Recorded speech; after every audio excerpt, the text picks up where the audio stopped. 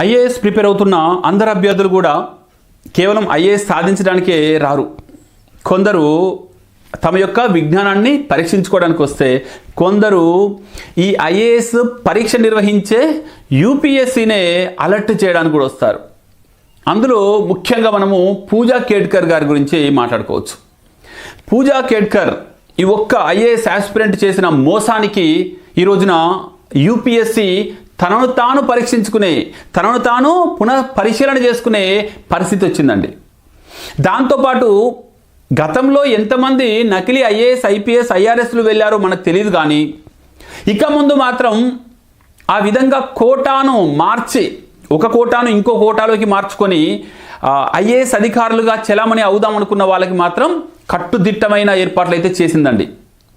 అయితే ఈ సందర్భంగా వచ్చిన మార్పులు ఏవైతే ఉన్నాయో, అంటే యూపీఎస్సీ తన సంస్కరణలో భాగంగా చేసిన ఈ మార్పుల వల్ల ఈ రోజున ఈ ఐఏఎస్కి లేక ఐఎఫ్ఎస్కి, ఐఎఫ్ఓఎస్కి అప్లై చేస్తున్న అభ్యర్థులు నానా తంటాలు పడుతున్నారు.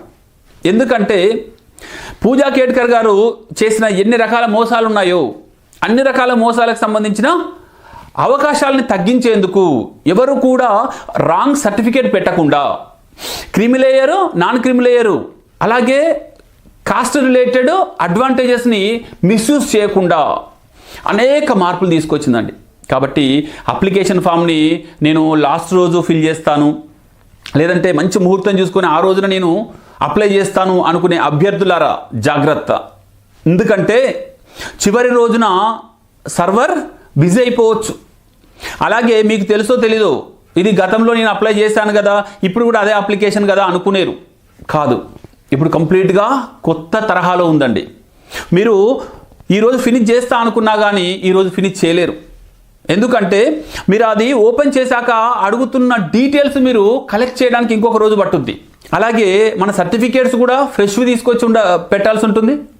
అలాగే ఫొటోస్ కూడా కొత్తవి దిగి మీరు అప్లోడ్ చేయాలి విత్ డేట్, విత్ నేమ్.